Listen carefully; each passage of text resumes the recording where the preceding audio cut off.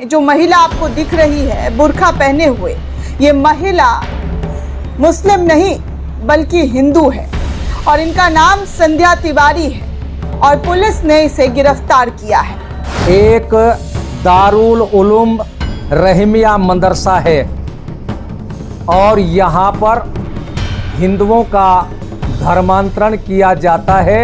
तो कुत्ता नहीं पहुँचता, वो आजकल सोशल मीडिया पर आकर सबको गाली देते हैं, मुख्यमंत्री को भी गाली देते हैं। मुसलमानों को बदनाम करने वाले लोग जरा इस वीडियो को जरूर देखेंगे, क्योंकि उनको ये वीडियो देखने के बाद उनके छाती पर सांप लौट जाएगा। उनको लगने लगेगा कि जिस लिए वो आगे बढ़ रहे हैं वो उनका काम अब पूरा नहीं हो पाएगा, क्योंकि गुजरात में हिंदू कोई नहीं निकला, मुसलमान सड़कों पर उतर रहे हैं, पानी में उतर रहे हैं और लोगों की मदद कर रहे हैं। जो बाढ़ से पीड़ित लोग हैं उन तक राशन सामग्री पहुंचा रहे हैं, उन तक पानी पहुंचा रहे हैं, जिसका वीडियो सोशल मीडिया पर वायरल है और लोग वाहवाही कर रहे हैं। लोग ये कह रहे हैं कि यही है गंगा जमुनी तहजीब।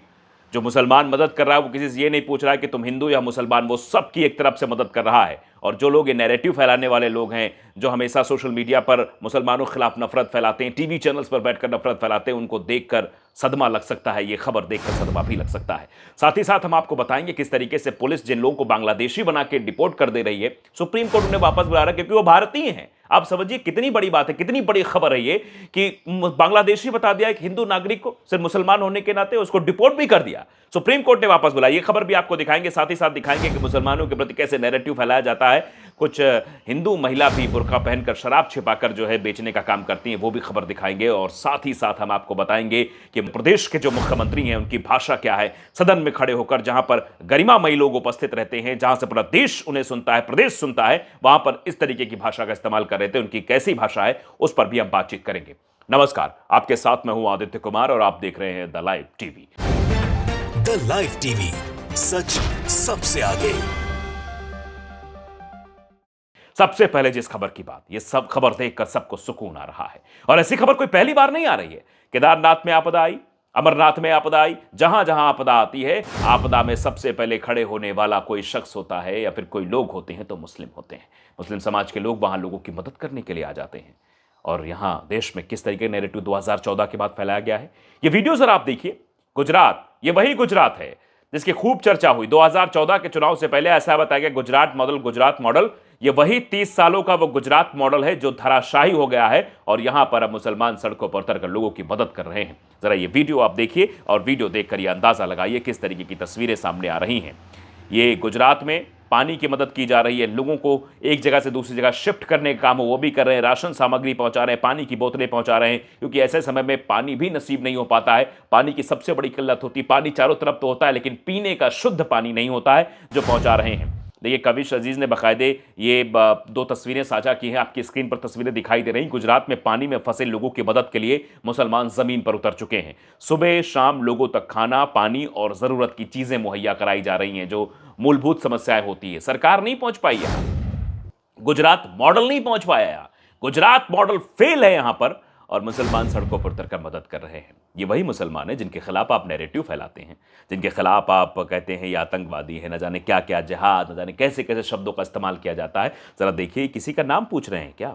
किसी से पूछ रहे हैं भैया तुम मुसलमान हो तुम्हारी मदद करेंगे, तुम हिंदू हो तुम्हारी नहीं करेंगे, ऐसा कह रहे हैं क्या? बिल्कुल भी नहीं। ये देखिए, हर क्षेत्र में जाकर जहां जहां इनकी आमद हो पा रही है, जहां जहां ये लोग पहुंच पा रहे हैं, पानी में देखिए तस्वीरें बहुत ये बताने के लिए काफ़ी हैं कि किस तरीके से मानवता का बड़ा परिचायक है तस्वीर, और किस तरीके से मानवता को सबसे आगे रखते हुए, धर्म मजहब को पीछे रखते हुए ये काम किया जा रहा है। और ये तस्वीरें सोशल मीडिया पर जहां भी दिख रहा है वहां चीज़ें की जा रही है। और लोग इस पर कुछ लोग लिख भी रहे हैं कि यहाँ भी लोग जो है टिप्पणी करना शुरू कर देंगे कि हो सकता है, समीर ने लिखा कि पानी जिहाद ना शुरू कर दे। उस पर लोग हंस रहे हैं कि जो है कहीं पानी जिहाद की बातें भी ना करने लगे। अजय हैं, वो लिखते हैं कि गुजरात में पानी में फंसे लोगों की मदद के लिए आसपास के लोग ज़मीन पर उतर चुके हैं, कहीं मुसलमान, कहीं हिंदू, कहीं सिख, सारे धर्म के लोग मदद कर रहे हैं।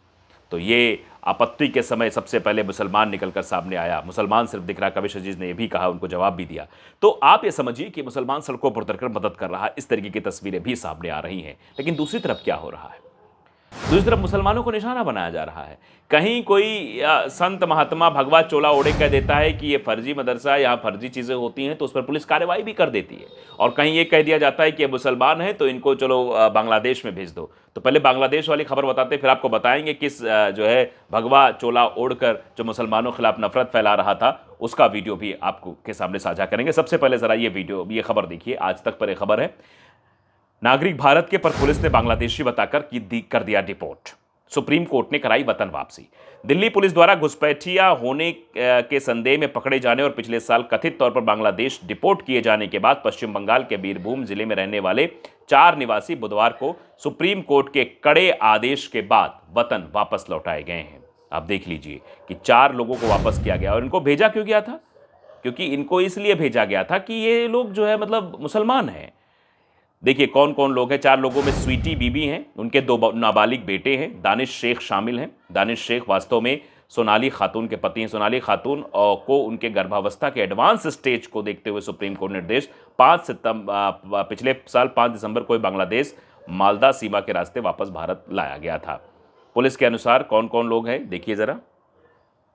इन 4 को गर्भवती सोनाली खातून उनके नाबालिग बेटे के साथ पिछले 22 जून को दिल्ली पुलिस ने तब गिरफ्तार किया था जब वो राजधानी के फेरी वाले का काम कर रहे थे। अब देखिए जरा ये किस तरीके की चीज़ें जो है की गई थी। तो अब ये वतन वापसी कर रही है। मुसलमान होने के कारण इनके साथ इस तरीके का जो है वो सलूक किया गया, अंदाज़ा आप लगा सकते हैं। एक और बाबा साहब हैं, ज़रा इनको देख लीजिए। ये जो आपकी स्क्रीन पर दिखाई दे रहे हैं ये हिंदुत्व बाबा हैं, हिंदुत्व के नाम पर बाबा हैं, संत हैं कि इनकी शिकायत के बाद मुजफ्फरपुर मदरसा में पुलिस की जांच शुरू हो गई। मतलब ये शिकायत कर दें तो इनके शिकायत में इतनी ताकत होती है कि मुसलमानों के खिलाफ जांच शुरू हो जाती है। देखिए क्या खबर है, ऑब्जर्वर पोस्ट ने इसको शेयर किया है कि उत्तर प्रदेश के मुजफ्फरनगर में पुलिस ने एक हिंदुत्ववादी संत की शिकायत के बाद फुलत गांव के मदरसा दारुल उलूम रहीमिया में धर्मांतरण के आरोपों की जांच शुरू कर दी। शिकायत के अनुसार मौलाना हिजबुर रहमान अंसारी और उनके बेटे मौलाना जुबैर अंसारी द्वारा संचालित मदरसा कथित तौर पर हिंदुओं को इस्लाम में परिवर्तित करने में शामिल था। शिकायतकर्ता ने यह भी आरोप लगाया कि अंतर धार्मिक संबंधों के बाद कथित तौर पर धर्म परिवर्तन करने वाली महिलाओं का विवाह मदरसे में कराया गया था। पुलिस ने 5 जुलाई को आरोपों की जांच शुरू कर दी। ये देखिए ऐसे भी लोग हैं जो मुसलमानों को सिर्फ निशाना बनाने की कोशिश करेंगे, उनके धार्मिक स्थलों को निशाना बनाएंगे, उनके धर्म गुरुओं को निशाना बनाएंगे और फिर उन्हीं के आरोप पर पुलिस जांच शुरू कर देगी। समझ रहे हैं आप? अगर यही आरोप मंदिरों पर लगाए जाएं, वैसे इतना बड़ा आरोप लगा, उसके बाद इतना प्रोपेगेंडा हुआ, तब जाकर कहीं जो चोरी हो रही थी उस चोरी की जांच शुरू हुई। नहीं तो पता लगा कि चोरी कितनी बड़ी थी, क्या था, कुछ किसी को पता भी ना लग पाता। तो ये आलम है साहब, ये लोग प्रोपेगेंडा फैलाते हैं, उसके बाद पुलिस इस तरीके से इनके प्रोपेगेंडा पर काम करती रहती है। प्रोपेगेंडा पे काम करने वाली पुलिस आप सीधे तौर पर कह सकते हैं। एक वीडियो जरा आप देखिए कैसे मुस्लिम महिला जो है बुरखे में शराब छिपा कर ले जा रही थी और इसका जो नाम निकल कर सामने आया वो बताया जा रहा है कि ये मुस्लिम भेष में थी और इसका नाम संध्या तिवारी बताया जा रहा है, जो मुस्लिम भेष में बुर्का पहनकर शराब ले जा रही थी। मुसलमानों को कैसे बदनाम करने की कोशिश थी, आप इस बात पर भी अंदाज़ा लगा सकते हैं। अब जरा ये भी सुन लेते हैं कि एक चुने हुए मुख्यमंत्री का, एक जनप्रतिनिधि की भाषा क्या होनी चाहिए। अगर ये समझना है तो भारतीय जनता पार्टी के जनप्रतिनिधियों की आप भाषा सुन लीजिए, आपको वास्तविक भाषा का ज्ञान हो जाएगा। ये देखिए जरा, सुन लीजिए क्या बोल रहे हैं देवेंद्र फडणवीस, जो मुख्यमंत्री हैं, महाराष्ट्र के मुख्यमंत्री। सुनिए जरा, इनकी भाषा सुनिए। हमारे जयंत राव जी ने सही बात कही, जिनको कुत्ता नहीं पहुंचता वो आजकल सोशल मीडिया पर आकर सबको गाली देते हैं, मुख्यमंत्री को भी गाली देते हैं। ऐसे कुछ भाड़े के टट्टे इस मिसिंग लिंक के बारे में भी पैसा ले लेकर सोशल मीडिया पर लिख रहे थे, उनको भी कह देना चाहता हूं, अगर महाराष्ट्र का अपमान करोगे छोड़ूंगा नहीं।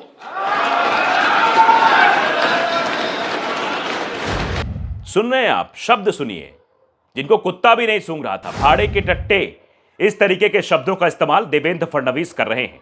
देवेंद्र फडणवीस शायद ये भूल जा रहे हैं कि वो कहां बैठे हुए हैं। सदन में ही बैठकर किस तरीके से इन्हीं के पार्टी के वरिष्ठ नेता पंडित अटल बिहारी वाजपेयी ने कहा था कि आलोचना स्वीकार करनी चाहिए, लेकिन इनकी कोई अगर आलोचना कर देता है तो वो जिनको कुत्ता भी नहीं पूछता है, मतलब उनको इस शब्दों से इस्तेमाल किया जाएगा। ये भाषा है। देखिए लोग लिख रहे हैं, संदीप सिंह ने लिखा कि हेमंत बिस्वा शर्मा के बाद अब Devendra Fadnavis. Social media Modi BJP सरकार का सबसे बड़ा डर है। सोशल मीडिया से डर है। सोशल मीडिया पे कोई टिप्पणी कर दे, कोई आलोचना कर दे, तो आलोचना स्वीकार नहीं है राजनीति में आज की डेट में। अगर आप इनकी आलोचना कर दिए तो मतलब आपके ऊपर कार्रवाई तय है, या तो पुलिसिया कार्रवाई करेंगे या तो ऐसी भाषा का इस्तेमाल करेंगे। अब जरा बताइए हमें, क्या लोकतंत्र में इनको आलोचना स्वीकार नहीं है? ये तो फिर ऐसा लग रहा है किसी अलोकतांत्रिक देश की तस्वीर है, जहां पर लोकतंत्र है ही नहीं, जहां पर डेमोक्रेसी है ही नहीं। यहां पर सिर्फ और सिर्फ जो नेताजी कहेंगे, जो मुख्यमंत्री साहब करेंगे, वही सर्वमान्य हो जाएगा। उनके खिलाफ कोई भी अगर टिप्पणी करेगा तो जेल चला जाएगा, जेल भेज दिया जाएगा। अब ऐसा देश में होता हुआ दिखाई दे रहा है। तो लोकतंत्र खतरे में नहीं है। लोकतंत्र के साथ क्या ही खिलवाड़ ये लोग कर रहे हैं भारतीय जनता पार्टी वाले, ये आप सब देख ही रहे। आप अपनी राय हमें जरूर बता सकते हैं। नमस्कार। द लाइव टीवी, सच सबसे आगे।